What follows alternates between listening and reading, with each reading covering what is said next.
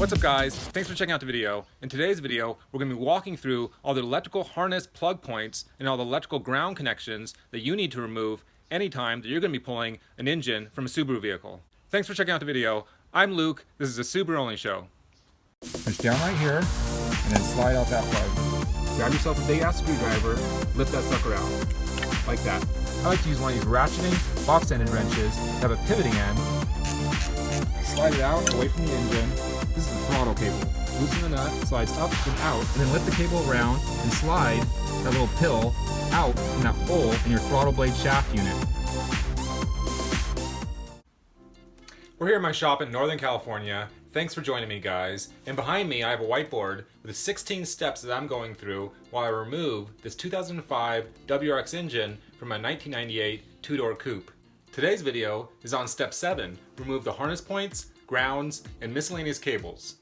Okay, so let's head out to the car and start removing these electrical plugs so we can get one step closer to getting this engine out of this car and getting this head gasket replaced.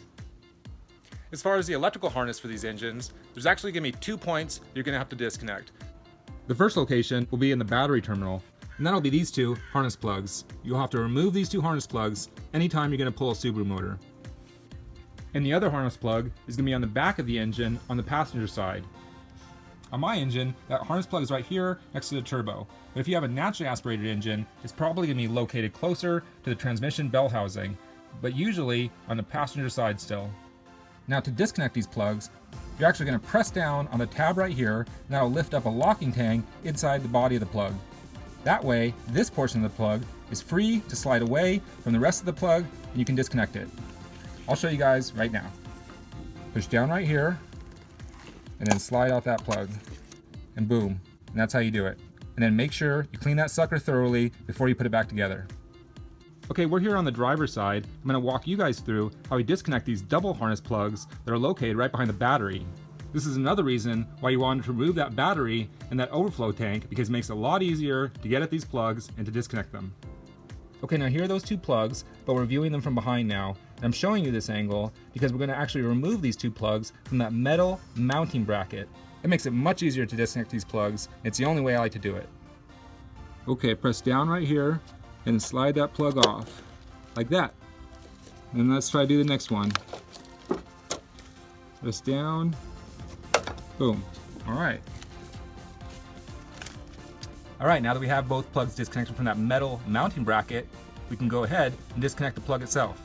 You disconnect these the same way we disconnected that first one on the passenger side. You depress that little tab and you slide the harness plug apart. Okay, now here's one of those 2 harness plugs. To remove this sucker, you press down on that little tab and that will release that locking tang. Boom, like that. And then make sure you remove the second harness plug too. My harness plug doesn't actually have any locking tang on this one. It looks like it's been broken off. So slide that sucker apart and you should be good to go. Okay, so far we've removed 3 major plugs, 1 from the passenger side in the rear of the engine, and 2 from the battery compartment on the driver's side. Next, we're going to move on to the wiring section that goes to the alternator and that AC compressor. We're going to disconnect all those points and then take that section of the wiring harness and set it aside so it's out of the way of the engine when it gets removed. Okay, here's that wiring section I'm talking about. This section of the wiring loom actually runs to your AC compressor here, and it'll continue on to connect your alternator right here. And it has this green plug right here in the back of the alternator. So you'll disconnect all these points and then take this section of the wiring loom and completely put it aside. Okay, let's start with those connections that go to the alternator. For that green plug at the back of the alternator, you'll depress that tab and then slowly remove the plug. Sometimes, since these green plugs are exposed to the elements, they get really crusted and stuck in there. In that case, grab yourself a big ass screwdriver, the solution to most problems, get it under one of those little lips, and then use the body of the alternator to get some leverage to slowly lift that sucker out. Like that. Works perfect every time. And then for the other terminal, just remove that rubber insulating cap to expose the 12mm nut. If there's a locking washer, make sure you don't lose that locking washer. There probably should be one. I like to put the nut back on the alternator so that I don't lose it. Then take that section of the wiring harness that ran to that alternator and that AC compressor and tuck it aside anywhere you find room. I like to put it in the battery compartment area. Okay, this is the last portion of the wiring harness that we're going to have to remove. It's a section of the wiring harness that goes to the starter. Just like your alternator, we're going to pull back this cap and then remove the nut that's holding this electrical connection to the starter. And then we'll move on to this ground and remove this sucker too. Okay, once you've pulled that cap back, you should gain access to a 12mm nut. For jobs like this, I like to use one of these ratcheting, box-ended wrenches that have a pivoting end. It makes it really easy to get down around tight spots and remove nuts just like this one. Make sure you don't lose that nut and that locking washer. There definitely should be one there. And bam, the main power source is disconnected from this starter. Now we'll move on to that ground cable. Same thing, 12mm. After I've disconnected that cable, I like to put the bolt back in the threads. That way I don't lose it and I keep track of where it should go. Okay, now you're ready to remove that section of the harness. Slide it out away from the engine and then tuck it aside, just like you did with that section that ran to the alternator. Okay, on the passenger side, if you have a turbo motor, there might be one more electrical connection. That's the front O2 sensor, and that's this cable right here. Follow that cable up, find where the terminal plug is for it. It should look something like this, and then make sure you disconnect that guy too. Again, it disconnects like all the other plugs. You depress that little tab, and you slide it out. I'll do it for you guys right now. That's what that plug should look like on the inside. Okay, now that we have all the electrical plugs disconnected, there's only one more miscellaneous cable that we need to address. And that's this one right here. This is the throttle cable. Now the throttle cable disconnects at the throttle body over here. Okay, to remove this throttle cable, we're actually gonna have to loosen the front nut and slide it all the way off that threaded section. That way the throttle cable can slide backwards and out of this metal bracket. I'll show you what I mean right now.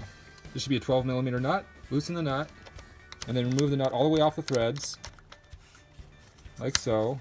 Then you can grab the cable and pull it backwards so it's a smooth section slides up and out of the slot in that metal bracket. And that's the first step in removing these throttle cables. The next step is to remove the anchor point that's holding this cable to the throttle body. To do that, you want to pivot that throttle blade and lift it up, then slide the throttle cable out from underneath that little guard tab, like that, and then lift the cable around and slide the round anchor point, that little pill, out from that hole in your throttle blade shaft unit. Once you've slid this little anchor point out from that round hole, you can completely remove your throttle cable.